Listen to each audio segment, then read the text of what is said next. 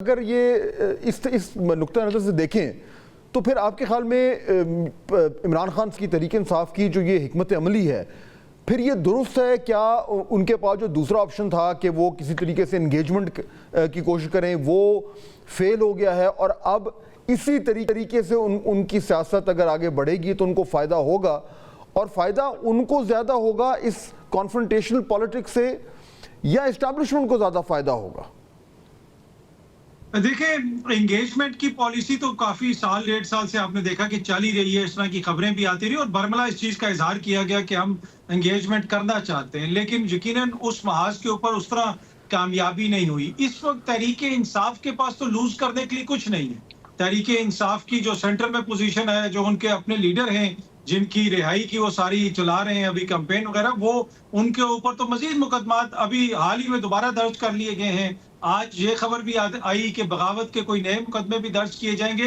तो तहरीक इंसाफ को तो ये सूट करता है, और खुसूसन देखिए अगर ये आईनी तरमीम नहीं होती फवाद साहब, तो फिर मुझे लगता है कि तहरीक इंसाफ के रवैये में शायद आप थोड़ी नरमी देखें, फिर वो एंगेजमेंट भी होगी। लेकिन अगर आईनी तरमीम होगी और काजी फायज ईसा साहब को नई आईनी अदालत में बैठा दिया गया, तो फिर तो तसादुम है। फिर तहरीक इंसाफ इस हवाले से बिल्कुल क्लियर है कि फिर तो वाज़े तौर पे एक सिग्नल आ गया है कि जनाब इसी तरह चीजें चलेंगी। तो फिर वो मुझे तसादुम ही नजर आ रहा है। बल्कि आज तो खान साहब ने बड़ी नाराजगी का इजहार किया अपनी लीडरशिप के ऊपर, ऑल्दो कि उसकी तरदीद आ रही है, लेकिन मेरे जराए ये बता रहे हैं कि इमरान खान साहब ने बैरिस्टर गौहर को बुज़दिल कहा है कि ये खौफजदा है, ये बुज़दिल है, और जो जिस तरह लोग वापस गए उसके ऊपर भी उन्होंने नाराजगी का इजहार किया।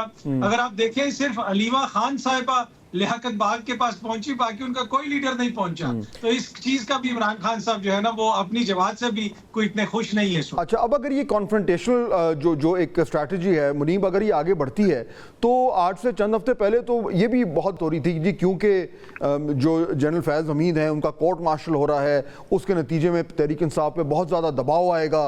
वो जो इंकशाफात हो रहे हैं उनकी रोशनी में जो है वो तहरीक इंसाफ की जो मुश्किलात हैं उनमें इजाफा होगा। मिलिट्री कोर्ट्स की बात हो रही थी, उसके बाद एकदम पिछले कुछ अरसे से खामोशी हो गई है, कोई कुछ इंफॉर्मेशन नहीं आ रही, यानी फैज़ हमीद साहब का मामला बिल्कुल ही मंजर आम से गायब हो गया है।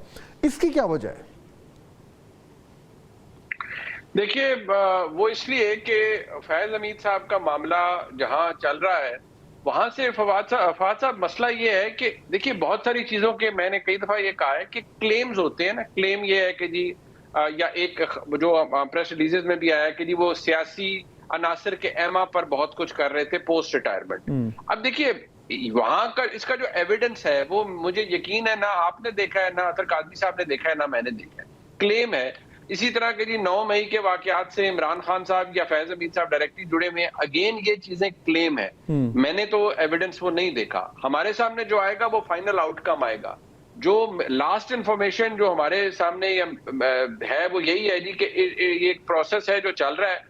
FGCM का अल्टीमेट रिजल्ट ये होता है कि उससे nobody comes out scot free, और आपको सजा लाजमी होती है, और सजा फैज हमीद साहब को इन ऑल लाइकलीहुड होगी। लेकिन अब वो कब उसका ताल्लुक जोड़ा जाता है इमरान खान साहब से, ये मुझे अंदाजा है कि ये इतना एक एलिमेंट जरूर मौजूद है। इसके वाज़े इशारे हैं कि इमरान खान साहब को किसी ना किसी तरह रोप इन किया जाए मिलिट्री कोर्ट्स वाले मामले में। बट वो कैसे होगा, how will it work, evidence क्या है, कब होगा, nobody knows the timeline. But when we see all of this happening कि आप बगावत के मुकदमे भी दर्ज कर रहे हैं, और आप नॉर्मली तो बगावत के मुकदमे बिकॉज वो एक अजीब सा स्ट्रेटजी है, इट नेवर पेज ऑफ। सो जो इस वक्त लग रहा है वो तो एक ऐसी सिचुएशन है जहां इमरान खान साहब के पास और कुछ है नहीं करने के लिए, तो उन्होंने कहा कि ठीक है कि हमने फिर एक शो क्रिएट करते हैं जहां हम दुनिया को भी बताएंगे और एस्टेब्लिशमेंट को भी बताएंगे कि देखिए हम लड़े हैं आपके साथ, और बस ठीक है, सो भी है। अच्छा, अगर ऐसा ये बिल्कुल ब्रीफली अतर पर मुझे बताएंगे तो फिर अगर ये तरमीम पास हो जाती है जो कि उसके अब लगता है कि मोमेंटम डेवलप हो रहा है और ये तब्दीलियां आ जाती हैं जिनके पाकिस्तान तहरीक इंसाफ उसकी मुखालफत कर रही है, और उसके बाद जो है वो और ज़्यादा सख्ती आती है, तो क्या वाकई में PTI के अंदर एक सेंस मौजूद है कि अब उनकी मुश्किलात में कानूनी तौर पर और अदरवाइज जो है वो इजाफा ही होने जा रहा है और उनके लिए जगह तंग होती जा रही है? ये सेंस आ रहा है जमात में?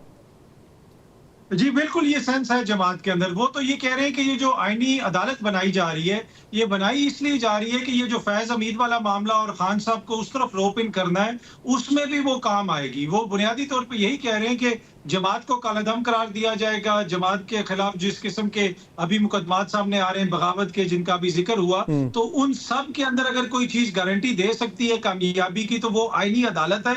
और ये जो आईनी तरमीम है, ये जो अचानक हुक्मरानों को याद आई, इसकी बुनियादी वजह यही है कि इमरान खान साहब को टैकल करना है। और इस बिल्कुल वाजे है वो कि अगर ये तरमीम आ जाती है तो फिर तहरीके इंसाफ के लिए मुश्किलात में बहुत ज्यादा इजाफा होगा। और इसी वजह से मेरे ख्याल में उनकी स्ट्रेटेजी है कि उससे पहले ये कॉन्फ्रंट्रेशन अभी हम देख रहे हैं। बहुत शुक्रिया